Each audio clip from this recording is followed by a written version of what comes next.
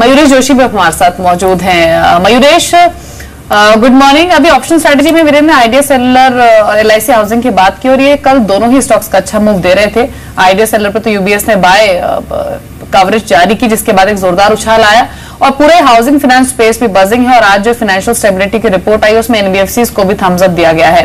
तो एग्जैक्टली अभी housing finance companies पर आपकी राय क्या है? और आइडिया जैसे स्टॉक जहां पर कल एक अच्छा मूव आया, अब कहां आप प्लेस करते हैं इन्हें अपनी लिस्ट में?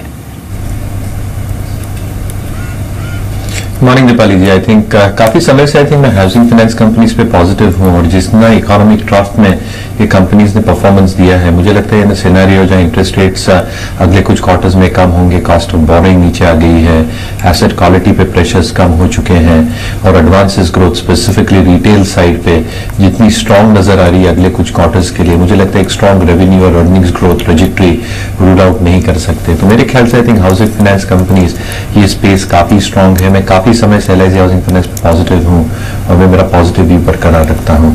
जहां तक आइडिया का सवाल रहा, आई थिंक जब एनालिस्ट मीट हुई थी इनकी, आई थिंक उन्होंने काफी एक पॉजिटिव आउटलुक दिया है even with the Reliance Jio launch जो हो सकती है in the coming few months. I think they are quite geared up to competition. जैसे डेटा ग्रोथ की एक्सपेक्टेशंस इनकी है, मुझे लगता है I think volumes can probably offset fall in realisations अगर रिलायंस जियो कॉम्पिटिटिव प्लान चलाता है तो। So I think one really needs to be stock specific telecom space पे, लेकिन हाउसिंग फाइनेंस स्पेस पे मैं काफी पॉजिटिव। एक और मयूरेश, इंडेक्स में शुमार काउंटर्स में, आई मीन लार्ज कैप में हमने PSU बैंक्स में अच्छा मूव देखा। प्राइवेट बैंकिंग बैंक स्टॉक्स कुछ थके हुए से लग रहे हैं थोड़े बहुत। आप लोगों ने क्लाइंट्स को अभी बैंक्स में क्या एक्यूमुलेट कराया है?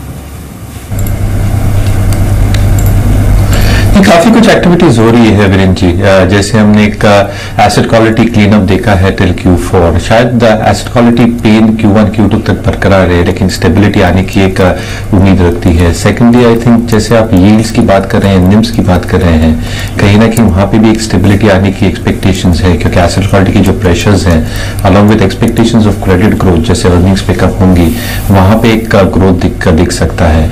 वैल्यूएशंस PSU बैंक्स की काफी चीप है, specifically mid and small caps, लेकिन वहां पे आई थिंक दिक्कत यही है कि कैपिटलाइजेशन कैसे होगा और बैलेंस शीट ग्रोथ कैसे होगी। तो अगर कॉल लेना ही है तो मुझे लगता है larger private sector banks is something that we are very very comfortable with. PSU stocks में कॉल लेना ही है तो I think larger public sector banks अगर कोई नीचे के लेवल पे होल्ड करता है तो बिल्कुल होल्ड करना चाहिए। जी राकेश, दो स्टॉक्स जिनको आपने शामिल किया अपनी ट्रेडिंग लिस्ट में आज? दिवाली, एक तो बजाज फाइनेंस है। एंटायर इंश्योरेंस स्टॉक्स रैली कर रहे हैं, बजाज फाइनेंस को खरीदना चाहिए 7400 के स्टॉप लॉस के साथ, 8080 के टारगेट के लिए।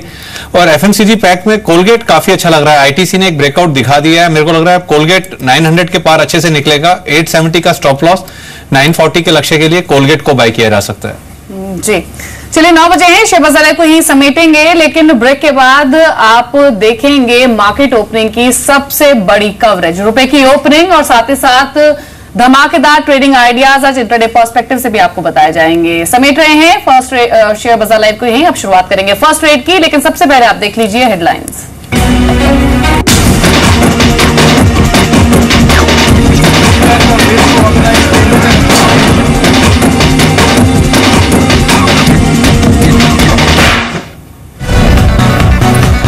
कैबिनेट में आज 3 अहम बड़े फैसले संभव। शॉप एंड एस्टेब्लिशमेंट एक्ट आज कैबिनेट के एजेंडे में, और अगर इस बदलाव को मिली मंजूरी तो 24 घंटे खुल सकेंगे मॉल्स और रेस्टोरेंट। जी हां, आपकी जीवन शैली में, आपकी शॉपिंग स्टाइल में एक बड़े बदलाव की संभावना। जी बिजनेस ने जनवरी में ही दी थी इसकी खबर, और संसद का मानसून सत्र, उस पर भी अगर आप देखें आज फैसला संभव। CCPI की बैठक में 18 जुलाई से ये सत्र शुरू हो सकता है, वो सत्र जिसमें GST बिल को लेकर सबसे बड़ी चर्चा होगी, सबसे बड़ा डिस्कशन हो भी रहा है, और केंद्रीय कर्मचारियों की आज लग सकती है लॉटरी, यानी जितना 7वें वेतन आयोग ने सिफारिश की थी उससे कहीं ज्यादा आपको मिलेगी तनख्वाह। इसी के साथ फर्स्ट रेट में आपका स्वागत है दिल्ली स्टूडियो से। मैं हूं वीरेंद्र, और देखिए हर जगह आज माहौल थोड़ा सा खुशनुमा है। आज उम्मीद यही करते हैं कि जितनी खुशी, जितना अगर आप देखें उत्साह, जितना सेंटीमेंट अच्छा लग रहा है ओपनिंग के साथ क्लोजिंग के वक्त बहुत नहीं। बिल्कुल, चलिए देख लेते हैं आज इंडिकेटर पिक्स कैसे आए हैं। बाजार अभी खुला है और SGX निफ्टी इनफैक्ट 8150 के ऊपर ही था और अभी जिस तरह के संकेत हैं, इंडिकेटिव टेक्स में भी रुझान ठीक देखने को मिल रहा है, तो संकेत अच्छे हैं। और अब ग्लोबली भी अगर आप देखें मार्केट्स में जिस तरह का सेंटिमेंट है, एटलीस्ट ये लग रहा है कि फॉर द टाइम बीइंग जो ब्रेग्जिट का झटका था उसे बाजार ने बचाया है। आज भी देखिए रुपए की ओपनिंग फिर से एक बार स्ट्रॉन्ग होते हुए 67.78 पर, जबकि कल की जो क्लोजिंग थी वो 67.95 के आसपास थी, तो वहां से अच्छी मजबूती के साथ रुपया भी ओपन होते हुए 67.78 का लेवल। और ओवरऑल देखिए न्यूज फ्लो भी अच्छा है मार्केट के लिए। आप आज अगर कैबिनेट ये शॉप एंड एस्टेब्लिशमेंट एक्ट में जो बदलाव होना है उसे मंजूरी दे देता है, तो ये एक बड़ा रिफॉर्म होगा। हाल ही में जो एफडीआई के रिफॉर्म्स उन्होंने अनाउंस किए थे उसके बाद ऐसे में ब्रोकरेज हाउसेस के व्यूज क्या हैं वो एक बार देख लेते हैं। अंचल बताइए। शुक्रिया मीर। एलएनटी के ऊपर सबसे पहली कॉल आई है, सीएलएसई की तरफ से खरीदारी की सलाह दे रहे हैं। टारगेट को इंप्रूव किया है, 1600 से बढ़ा के अब 1750 किया है। वहीं कल की टाटा कम्युनिकेशन की जो डील थी न्यूटेल की, उसके बाद अब Bank of America Merrill Lynch ने एक रिपोर्ट जारी की है, खरीदारी की सलाह दे रहे हैं, अपनी बरकरार रखी और लक्ष्य दिया है 532 का। साथ ही उन्होंने बोला है जो न्यूटेल बेच रही है कंपनी, उस डील से कंपनी की वैल्यूएशन में करीब 10 रुपए प्रति शेयर का इजाफा आता हुआ दिखेगा। साथ ही साल जो ओवरऑल डील है वो कहीं ना कहीं कंपनी को वापस ग्रोथ ट्रेजेक्टरी में लाने में मदद करेगी और एक अच्छी डील हो सकती है कंपनी के लिए। डॉइचे बैंक ने एचडीएफसी बैंक के ऊपर एक नई रिपोर्ट जारी की है, खरीदारी की सलाह को अपनी बरकरार रखा है। जो टारगेट है 1285 से अब बढ़ाकर 1370 किया है। ओवरऑल मार्केट शेयर इंक्रीज होने का अनुमान लगाया जा रहा है और वो काफी बड़ा ट्रिगर रह सकता है आने वाले दिनों में बैंक के लिए। और साथ ही साथ दूसरे बैंकों के मुकाबले ज्यादा बेहतर एसेट क्वालिटी एक बड़ा ट्रिगर रहेगा बैंक के केस में। Bank of America Merrill Lynch ने जी एंटरटेनमेंट के ऊपर भी एक रिपोर्ट जारी की है, खरीदारी की सलाह दे रहे हैं, लक्ष्य दिया 465 का। ओवरऑल इकोनॉमी में जैसा सुधार हो रहा है कहीं ना कहीं उसका सीधा रिफ्लेक्शन कंपनी के एड रेवेन्यूज में आता हुआ दिखेगा। और साथ ही साथ जो मैनेजमेंट ने ओटीटी प्लेटफॉर्म शुरू किए, जल्द शुरू किया, उसका भी फायदा कहीं ना कहीं आता हुआ दिखेगा। आईडीएफसी ने कार्बोरेंडम के ऊपर एक नई रिपोर्ट जारी की है, रेटिंग को बढ़ाया है और अब बढ़ाकर आउट परफॉर्म किया है और जो टारगेट है 258 का दे रहे हैं। रिस्ट्रक्चरिंग कहीं ना कहीं अब हो चुकी है, स्ट्रीमलाइन हो रहे हैं कंपनी के कारोबार, जो विदेशी कारोबार है वहां पे इंप्रूवमेंट देखने को मिल रही है। दक्षिण अफ्रीका स्पेशली अगर बात करें तो वहां से अब आय में एक इजाफा आने की उम्मीद की जा रही है। और लास्टली जेपी मॉर्गन ने मेरिको के ऊपर अपनी न्यूट्रल रेटिंग को मेंटेन रखा है, टारगेट को 250 से बढ़ा के 270 दिया है। अगला बड़ा ट्रिगर जेपी मॉर्गन मानता है कंपनी के लिए रहेगा जो घरेलू कारोबार में मांग है और साथ साथ विदेशी कारोबार में, दोनों ही फ्रंट्स पे जो मांग में इजाफा है वो काफी बड़ा ट्रिगर रहेगा कंपनी के लिए। और नए प्रोडक्ट्स जो कंपनी लॉन्च कर रही है वो कंपनी को कहीं ना कहीं सपोर्ट करेगा वॉल्यूम्स को बिल्डअप करने में। तो आप देखिए तमाम हाउसेस की आपने स्टॉक्स पे राय देखी, एग्जैक्टली अगर आप देखें क्या क्या जो नए नए बदलाव हुए हैं उस पर क्या इंपैक्ट पड़ेगा। क्या इस बीच आप देखिए जो इंडिकेटिव एक्शन है थोड़ा सा मैच्योर होता हुआ, हालांकि इसे वक्त लगेगा अभी, लेकिन 56 अंक ऊपर निपटे, 114 अंक ऊपर इस वक्त सेंसेक्स है। हमारे साथ इस वक्त पैनल में फर्स्ट एड के पैनल में है राकेश बंसल टेक्निकल पर्सपेक्टिव से, टेक्निकल फंडामेंटल पर्सपेक्टिव से मिस्टर भसीम बात कर रहे हैं, इसमें IIFL से, और मयूर जोशी हमारे साथ फंडामेंटल पर्सपेक्टिव से हैं। मयूर, ये इनफैक्ट रिटेल अगर आप देखें, शॉप्स एंड एस्टेब्लिशमेंट एक्ट में अगर आप देखें जो बदलाव होगा, उसके बाद रिटेल स्पेस अमूमन इन्वेस्टर का इंटरेस्ट बहुत नहीं है इसमें, और है तो है वो लॉन्ग टर्म इन्वेस्टर्स हैं, वो बार बार अपने पोर्टफोलियो से शफलिंग नहीं करते हैं। इस स्पेस में कोई इंटरेस्ट है आपका मयूरेश?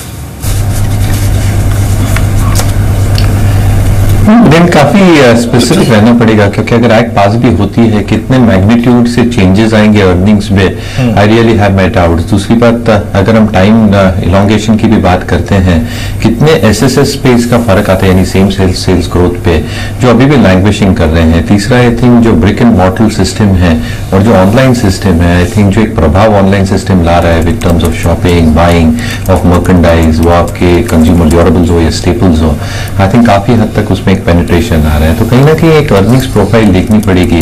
तो आई डोंट बिलीव एक गेम चेंजर हो सकती है, but nevertheless I think it's a positive move from the government side. बिल्कुल। खैर चलिए, आज बाजार खुलने से पहले हमने आपको 50 ऐसे स्टॉक बताए थे जहां पर आज आप ट्रेड कर सकते हैं। उसमें से टॉप 10 स्टॉक्स कौन से हैं ये देख लेते हैं। बताइए रजत।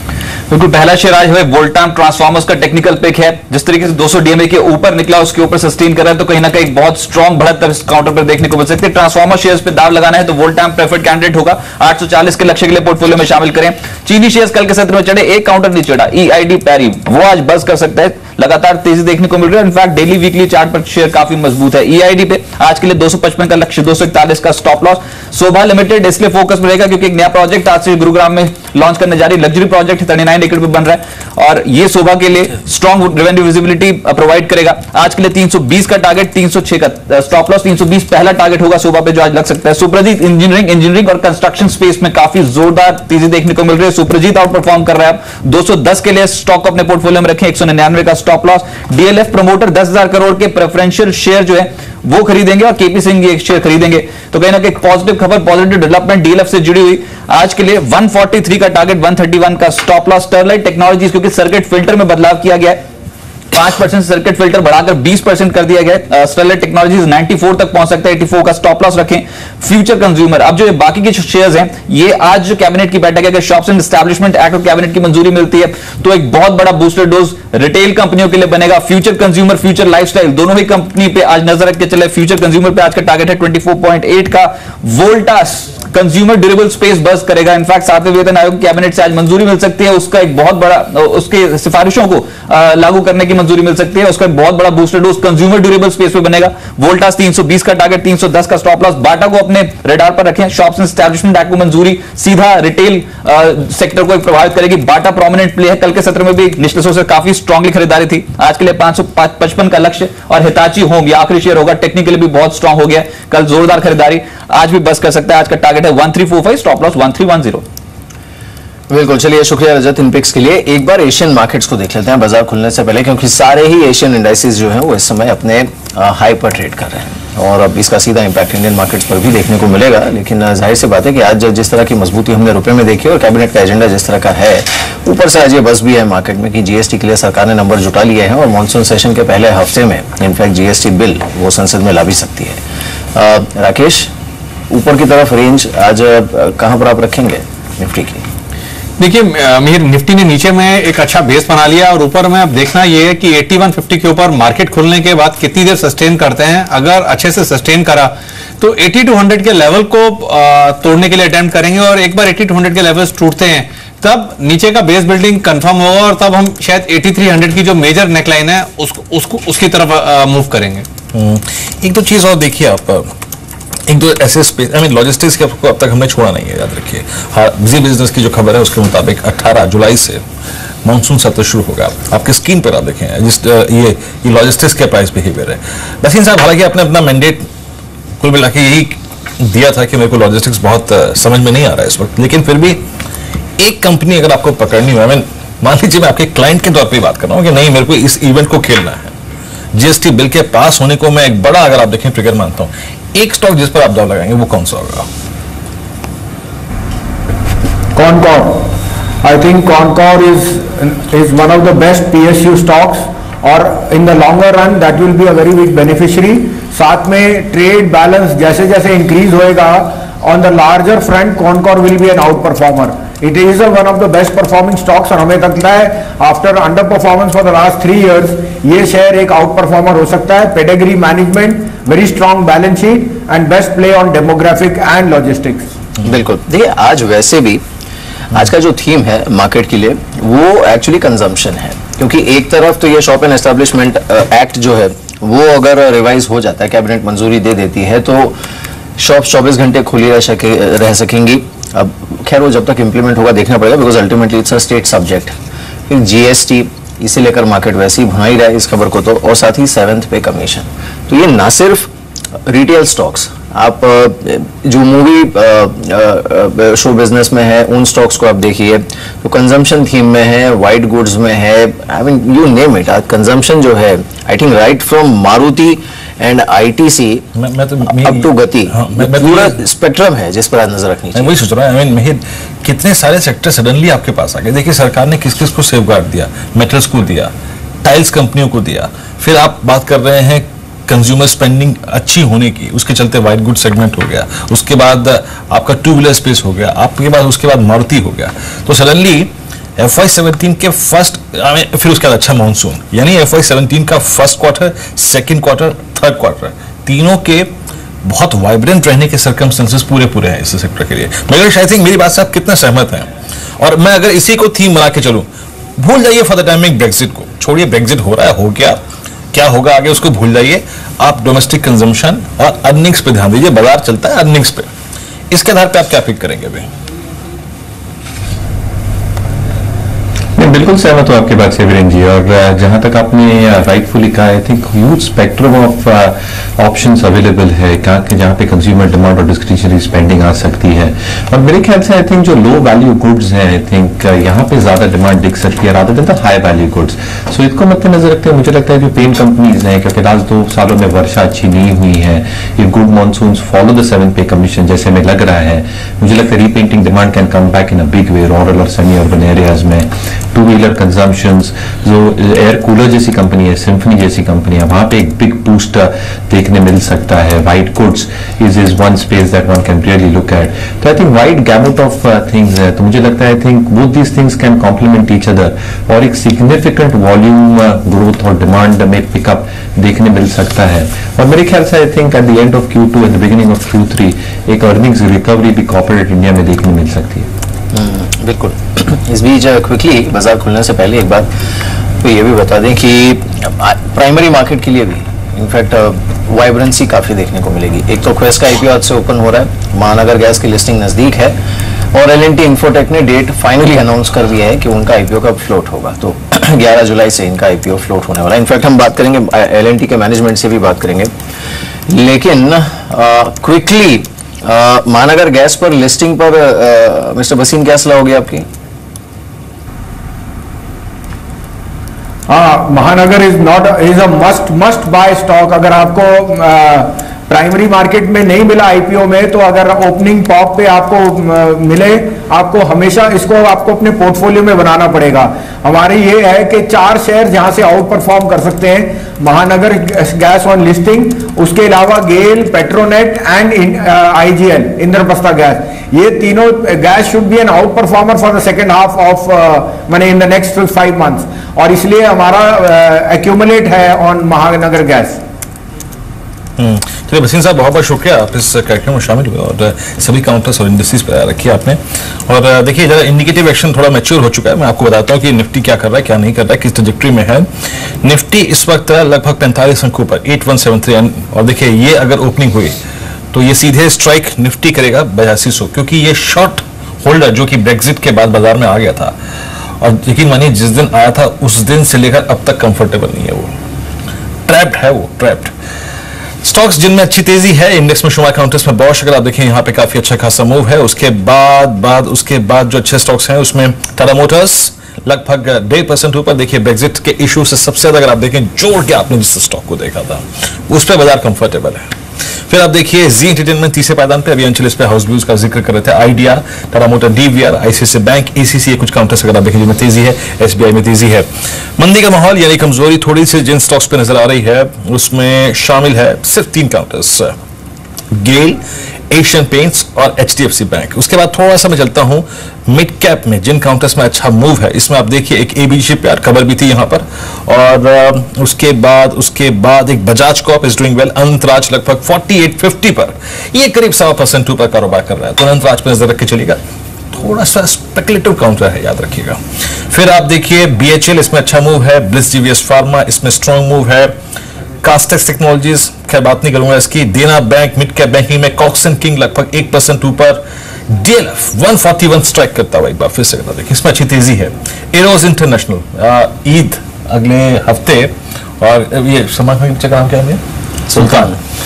तो सारे के सारे एग्जीबिशन स्टॉक्स जो हैं, अमूमन मैं फिल्म्स का नाम गलत लेता हूँ तो इसलिए मैं पूछ लेता हूँ, कंफर्म कर लेता हूँ एक बार। सारे एग्जीबिशन स्टॉक्स जो हैं वो सेंटर ऑफ अट्रैक्शन रहेंगे। ये मयूरेश कोई खास स्टॉक, ये लॉन्ग ओनली स्टॉक है, याद रखिएगा। नहीं, अगर जो PVR होल्ड करते हैं इन्वेस्टर तो बिल्कुल होल्ड करना चाहिए। हालांकि the only risk will be on the content pipeline, लेकिन जैसे मूवीज की एक पाइपलाइन है at least for the next 3 to 6 months, मुझे लगता है कि क्रॉस एडिशंस काफी तगड़े हो सकते हैं। दूसरी इंपॉर्टेंट बात है GST लागू होता है, जो मल्टी टैक्सेस लगते हैं एग्जीबिशन कंपनीज पे, उसका एक इम्पैक्ट रिड्यूस होता है जिसकी वजह से इकोनॉमी में बूस्ट मिल सकता है। तो मेरे ख्याल से I think investors are holding on to PVR, बिल्कुल होल्ड करना चाहिए। जी, चलिए इस बीच अब हम ओपनिंग की तरफ बढ़ते हैं। और निफ्टी आपकी स्क्रीन पर देखें करीब 45 अंक ऊपर, 102 अंक ऊपर, सेंसेक्स का बात करें। पीवीआर आपकी स्क्रीन पर 40 रुपए ऊपर है।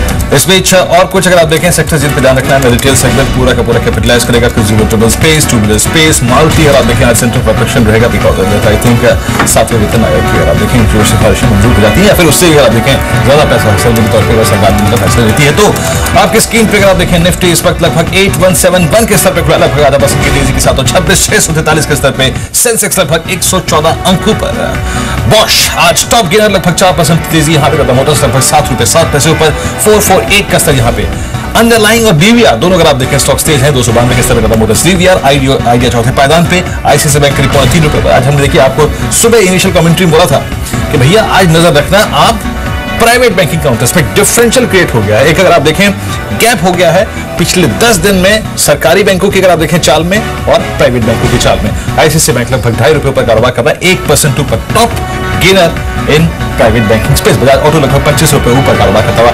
एलएनटी को देखिए 1500 के लेवल को फिर स्ट्राइक करता हुआ 15 रुपए ऊपर 1490 के स्तर पे। ये कुछ काउंटर जहां पर अच्छा खासा मूव है। बिल्कुल चलिए, तो ये सारे हैवी मूवर्स आज के, इनफैक्ट खबर अच्छी ही है जिस तरह से मार्केट होल्ड कर रहा है 8170 पर इस समय, और डीएलएफ इस पर खबर बड़ी है, they could be out of date. उसके बाद ये काउंटर करीब 7% ऊपर 143 का लेवल इस समय डीएलएफ पर देखने को मिल रहा है। अब चलिए बाकी कुछ स्टॉक्स को देखते हैं, खासकर मिड कैप में जो हैवी मूवर्स है उन स्टॉक्स को भी एक बार देख लेते हैं जहां पर अच्छा रुझान देखने को मिल रहा है। एक तो सुज़लॉन है जिस पर अच्छा मूव है, जहां पर खबर है ना उन स्टॉक्स पे तो आप देख लीजिए, वहां पे तो मूव अच्छा है ही। So you look at the movie exhibition space, retail stocks को देखिए, इन सब पर तो अच्छा है ही मूव। जैसे पीवीआर आप देख रहे हैं स्क्रीन पर करीब 4% ऊपर, लेकिन इसके अलावा मिड कैप के जो बाकी मूवर्स हैं उनको अगर हम देखें, यहाँ पर जुबिलेंट है जो कि करीब 2% ऊपर है, एबीबी है जो कि करीब 1% ऊपर ट्रेड कर रहा है, इपका हेवेल्स, ये इपका हेवेल्स पर लाल निशान है, रैमको सीमेंट से जो कि करीब 1.5% ऊपर है, एनएमडीसी है जो कि 2% ऊपर है, कांसाई नेरोलैक ये और एक काउंटर है जहां पर अच्छा मूव देखने को मिल रहा है। और अगर हम कैश में सबसे जो हैवी मूवर्स हैं उनको देखिए जहां पर आज अच्छा रुझान देखने को मिल रहा है, उन स्टॉक्स को अगर आप देखोगे तो आज यहाँ पर अच्छी वॉल्यूम्स के साथ सबसे ज्यादा बाइंग जिन स्टॉक्स पर देखने को मिल रही है, इसमें एक तो बिनानी इंडस्ट्रीज है जो कि 7% ऊपर है, इमामी इंफ्रा आज भी 6% ऊपर है, बर्नपुर सीमेंट्स है जो कि 5.5% ऊपर है, डीएलएफ ऑब्वियसली सबसे ज्यादा वॉल्यूम्स के साथ 6.5% ऊपर, राणा शुगर है जो कि 5.5% ऊपर है, Ruchira paper, Ashapura mine camp और एमके इंफ्रा ये कुछ इन काउंटर्स हैं जो कि अच्छे मूव के साथ। शॉपर स्टॉप इस बीच 5.5% ऊपर। अगर आप देखें एक बार पूरी रिटेल की थीम जरा घुमा दीजिए पूरी एग्जैक्टली अगर आप देखें शॉपर स्टॉप जिसकी मिहिर निकाल लगभग 6% ऊपर 384। दिन में भी शॉपिंग का लीजिए मजा, और रात में वी डिटेल आपकी स्क्रीन पर देखिए शॉपिंग का मजा तो लेंगे राकेश, एक तो आज की ओपनिंग पर आपकी राय और दूसरा मार्केट में शॉपिंग कहाँ करें हम? देखिए मार्केट में तो मिहिर काफी अपॉर्चुनिटीज हैं, जिस तरीके से अभी सब लोग बात कर रहे हैं कि जीएसटी भी मॉनसून सेशन के शायद फर्स्ट वीक में पास हो जाए। टेक्निकली मुझे लगता है Nifty is on edge of a big breakout. एक बार 8300 के लेवल टूटेंगे मिहिर तो कुछ मिलेगा नहीं, तब 8600 8650 के लेवल देखने को मिलेंगे। अगर आप हिस्ट्री में देखें तो वीरेंद्र की जब मार्केट गिर रहा था चाइनीज क्राइसिस में, तब बहुत लोग आए थे और कहते थे कि बेच जाओ, कोई ट्रिगर नहीं है। मार्केट में रिवर्सल्स बड़े फास्ट देखने को मिलते हैं। क्लियरली बाइंग करनी चाहिए मार्केट के अंदर। एफएमसीजी पैक जिसको लोगों ने राइट ऑफ करा था पतंजलि के चलते, वो भी टेक्निकली काफी अच्छा लग रहा है। मार्केट में बाइंग ऑन डिक्लाइन की रणनीति अपना के चलना चाहिए और मार्केट में मुझे लगता है कि एक बड़ा ब्रेकआउट देखने को मिलेगा 8300 के ऊपर। चलिए 8300 के ऊपर अभी बड़ा ब्रेकआउट देखने को मिल सकता है, ये है मानना राकेश का। हालांकि अभी उस लेवल के और पहुंचने में भी 130 पॉइंट का अंतर है, लेकिन मैं फिर भी आप देखें कुछ जरा एक बार देखते हैं कि बाजार दाव कहां लगा रहा है, ट्रेडर्स कहां फोकस कर रहे हैं, वॉल्यूम्स अगर आप देखें कहां पर है इस वक्त। इस क्रम में आप देखिए फ्यूचर कंज्यूमर ये अगर आप देखें करीब 5.5% ऊपर भाई साहब टिके हुए हैं। डीएलएफ को देखिए 142 के स्तर पे, ये टेक्निकली बहुत स्ट्रॉन्ग हो चुका है। एचडीआईएल बाजार में एचडीआईएल इट्स अ मोर और लेस आई थिंक ये ट्रेडिंग स्टॉक है, आर्बिट्राज स्टॉक है ये। उसके बाद राणा शुगर को देखिए, इंडिया बुल्स रियल एस्टेट को देखिए, state bank of India, SBI पे नजर रखिए। मैं एसबीआई को मॉनिटर करना चाहता था। देखिए एसबीआई तय करेगा कि आज एग्जैक्टली बैंक निफ्टी क्या करेगा। क्यों?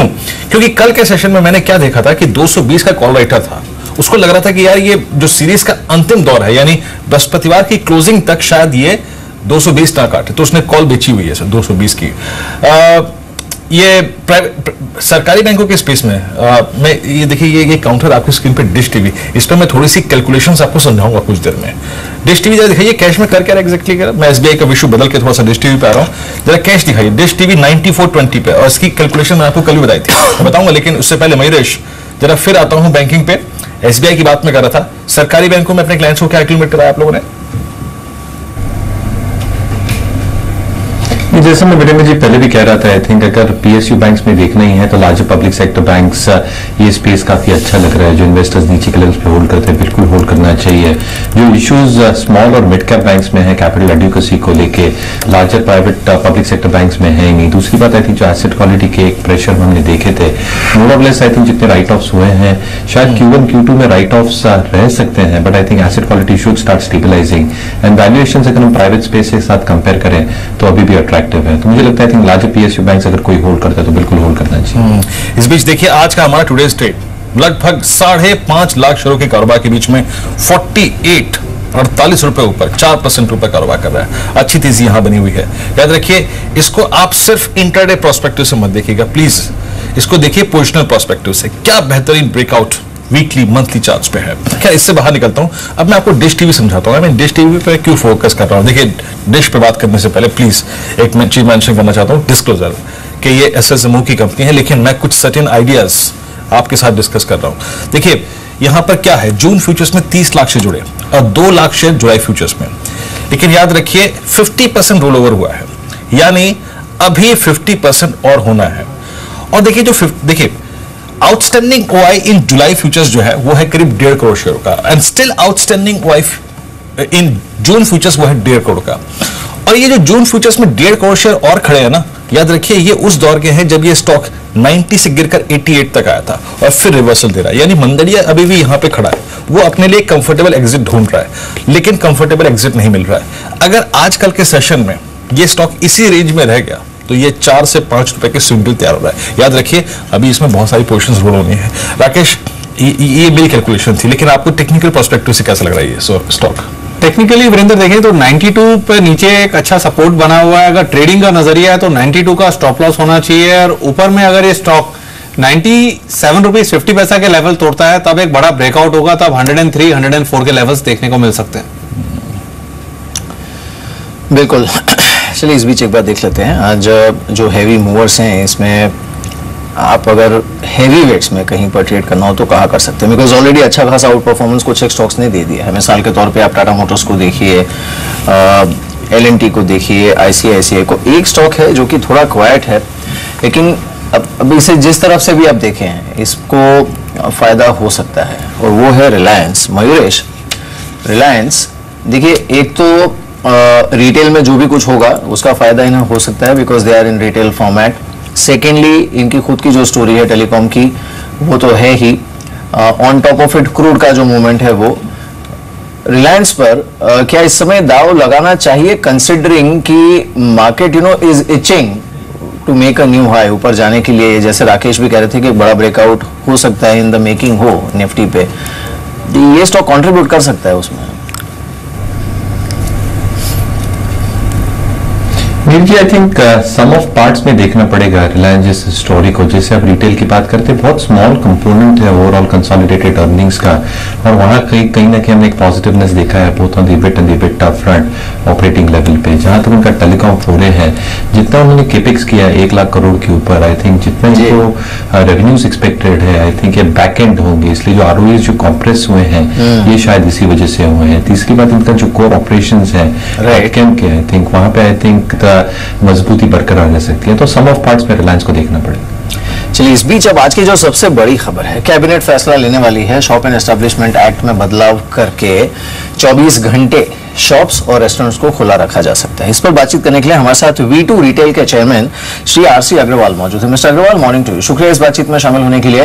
फर्स्ट ऑफ ऑल सर एक चीज बताइए कि चलिए क्या एक तो ये कैबिनेट हो सकता है एक मॉडल ड्राफ्ट को मंजूरी दे दे, but ultimately it's a state subject, and secondly अगर वाकई ये 24 घंटे की परमिशन मिल जाती है, आज कैबिनेट मंजूरी दे देती है, तो इससे इस पूरे सेक्टर को, रिटेल, रेस्टोरेंट्स, मूवी एग्जीबिशन, इन सबको कितना फायदा होता देख रहे हैं आप?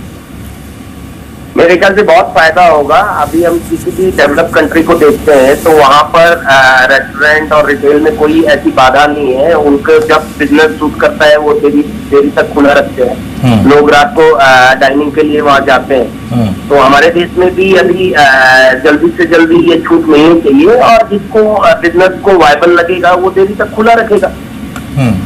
लेकिन अग्रवाल सर, एक चीज दो चीज पूछूंगा यहाँ पे, आपकी क्या योजना है? अगर इसको अमली जमा पहना देती है सरकार, तो मेट्रोज में, बड़े शहरों में, टियर 1 शहरों में, उसमें कितना बड़ा बदलाव आएगा? क्या वहां का जो कंज्यूमर है, वहां का जो शॉपिंग पैटर्न है, वहां का जो फुटफॉल है, उसमें कितना सब्सटेंशियल चेंज आपको लगता है कि इसके बाद आएगा? इसमें जो लग्जरी आइटम्स है, गारमेंट्स वगैरह, जो कि नेसेसिटीज नहीं है, उसमें तो ज्यादा देर तक खुला रख के कुछ फायदा नहीं है। जो नेसेसिटीज है ऑल ओवर वर्ल्ड में, चाहे वो FMCG सेक्टर में दुकानें हैं या वो रेस्टोरेंट्स है, उसके लिए ज्यादा नीड है कि वो लोग रात भर भी खुला रखे या रात को 12 बजे, 1 बजे, 2 बजे तक भी खुला रखे, तो उनके लिए ज्यादा वायबल है। जी, अब मिस्टर अग्रवाल, इसमें एक चीज समझाइए कि ये देखिए, एक तो obviously it's a state subject. जैसे महाराष्ट्र गवर्नमेंट ने इनफैक्ट आई थिंक 3-4 महीने पहले ही ये कोशिश की भी थी इसे अप्रूव करने की स्टेट लेवल पे। अब फिलहाल भी कुछ 24/7 फॉर्मेट्स हैं रिटेल में जो कि ऑपरेट करते हैं, तो वो which framework they fit into, because वो तो ऑलरेडी 24/7 में है। और दूसरा, क्योंकि इसमें नियम ये भी रखा गया है कि ये 10 से ज्यादा कर्मचारी होने चाहिए उस रिटेल फॉर्मेट में जो इसके लिए अप्लाई करना चाहेगा। इस तरह के कई फाइन प्रिंट्स हैं इसमें। तो क्या ये पॉलिसी अगर लागू हो भी जाती है, will it be tilted slightly towards larger retailers? मेरे ख्याल से अगर ये प्रावधान आता है तो इसमें ये 10 से ज्यादा एम्प्लॉय वाला प्रावधान नहीं होगा, क्योंकि ये जो FMCG सेक्टर या डेली नीड की चीजें हैं और जो 7-Eleven टाइप की चेन है, उसमें तो 2 आदमी संभालते हैं और 2 आदमी रात भर वो खुली जाती है, चेन 24 घंटे खुली रहती है। तो आप कहीं पे भी जाइए, हांगकांग में मेरे ख्याल से 1000 होगी 7-Eleven की चेन, और उसमें वो 2 लोग 1 लोग संभालते हैं। तो वो वायबल नहीं है कि भैया 10 से ज्यादा एम्प्लॉय वाला कोई केवल 24 घंटे का मिले। मिस्टर अग्रवाल, बहुत बहुत शुक्रिया। आपने अगर आप देखें बातचीत की इस इश्यू पे, अपनी राय रखी, बहुत बहुत शुक्रिया। इस बीच 1-2 स्टॉक्स और देख लीजिए जिन पर आपकी नजर होनी चाहिए। कल अंतिम बाजी में भी एक स्टॉक डिस्कस कर रहा था मैं, याद रखिएगा, DCW अपने ट्रेडिंग करियर के ऑलमोस्ट 1 सेकेंड में थोड़ा सा बारीकी से आपको बताता हूँ। जी हाँ, ये 2008 के बाद के अब तक के सबसे सर्वोच्च रुपए। मैं कल भी कह रहा था आपको कि इस स्टॉक पे नजर रख के चलिएगा, ये बज क्रिएट कर रहा है, टेक्निकल बज क्रिएट कर रहा है। राकेश, आखिरी प्रश्न आपसे, DCW पर आपकी राय। वीरेंद्र, बहुत बेहतरीन स्टॉक आपने चुना है, बाई करके होल्ड करके रुकना चाहिए। काफी मेजर लेवल्स को तोड़ा है, 2008 के जो लेवल्स थे उसके ऊपर एक टेरिटरी में आया है, और टेक्निकली आप देखें तो मुझे नहीं लगता है स्टॉक 44-45 तक जाने का पोटेंशियल रखता है। थोड़ा समय देना पड़ेगा, खरीद के होल्ड करना चाहिए। चलिए राकेश, बहुत बहुत शुक्रिया, आप इस कार्यक्रम में शामिल हुए, सभी काउंटर्स पर राय रखी आपने। और अगर आप देखें कुछ काउंटर्स जिनमें थोड़ा सी जान सी लग रही है आज, 40-90 पे समहाउ L&T अगर आप देखें जो एक्सपेक्टेशन ने बढ़ा रहा है कि भैया कुछ मैं कर सकता हूं। आपका इंटरेस्ट है इस वक्त मयूरेश L&T में या फिर किसी और कैपिटल गुड स्टॉक में? नहीं, आई थिंक जो इन्वेस्टर्स होल्ड करते हैं large cap name like L&T, I think बिल्कुल होल्ड करना चाहिए। थोड़े अकाउंटिंग स्टैंडर्ड नियमों में आई थिंक बदलाव आया है, जिसकी वजह से I think top line EBITDA पे थोड़ा फर्क आ सकता है और उसमें थोड़ा एक EPS में इम्पैक्ट आ सकता है। But there are a few triggers for the stock. L&T Infotech का जैसे IPO की बातें चल रही है, मुझे लगता है एक अनलॉकिंग वैल्यू हो सकती है। काफी जो इनके सब्सिडीज हैं स्पेसिफिकली हैवी इंजीनियरिंग साइड पे, जैसे ऑर्डर एग्जीक्यूशन इंप्रूव होता है, वहां पे एक सुधार देखने मिल सकता है। तीसरा, आई थिंक इन्होंने अपनी ऑर्डर गाइडेंस और रेवेन्यू गाइडेंस शायद बरकरार रखी है, उसकी वजह से जो EPS के अनुमान लगाए हैं for the better part of FY17 वो बरकरार रह सकते हैं। तो मुझे लगता है आई थिंक एक मैक्रो कॉल है, जैसे कंट्री आई थिंक की GDP ग्रोथ बढ़ेगी, आई थिंक कैपेक्स जैसे इंप्रूव होगा, L&T will be A clear beneficiary. तो आई थिंक इन्वेस्टर जो होल्ड करते हैं बिल्कुल होल्ड करना चाहिए। बिल्कुल। खैर चलिए, रुझान अच्छा, मार्केट में संकेत अच्छे, एशियन मार्केट्स हाइपर, रूपी पर अच्छा मूवमेंट देखने को मिला है। मयूरेश, क्विकली जो IT स्टॉक्स हैं उन पर आपकी सलाह क्या है, since we are referring to Infotech, क्योंकि एक ओवरहैंग तो था इन पर ब्रेक्जिट का, आज अच्छा रुझान देखने को मिल रहा है, क्या करना चाहिए? नहीं, ये क्लियरली आई थिंक जो ब्रेक्सिट का इम्पैक्ट और फॉल आउट होगा अगले कुछ महीनों में पता चलेगा in terms of discretionary spending going down, क्या क्लाइंट बजट्स कंस्ट्रेंट होते हैं या आउटसोर्सिंग बढ़ती है, तो एक बहुत बड़ा क्वेश्चन मार्क है। दूसरी बात, अगर कॉस्ट ऑफ ऑपरेशंस बढ़ते हैं क्योंकि अगर इनको बेस शिफ्ट करना पड़ता है तो आई थिंक आईटी कंपनियों की स्टाफिंग कॉस्ट और रीशफलिंग कॉस्ट बढ़ सकती है। तीसरा, आई थिंक जो क्रॉस करेंसी इम्पैक्ट हो सकता है because of what is happening with currencies, GBP हो, डॉलर हो, येन हो, उसका एक क्लियर इम्पैक्ट आ सकते हैं बिट्टा मार्जिन के ऊपर, specifically on the currency front. However हमें लगता है आई थिंक जो लार्ज कैप आईटी कंपनियां हैं देन उनकी जो कंज्यूमर डिस्क्रिशनरी स्पेंडिंग की जो एक ट्रेजेक्टरी है वो शायद मेंटेन हो सकती है। शायद बिट्टा पे थोड़ा एक फटका पड़ सकता है शॉर्ट टर्म में, बट लॉन्ग टर्म में I think cap IT still something. बिल्कुल। चलिए वक्त है आज के सुपर शेयर का।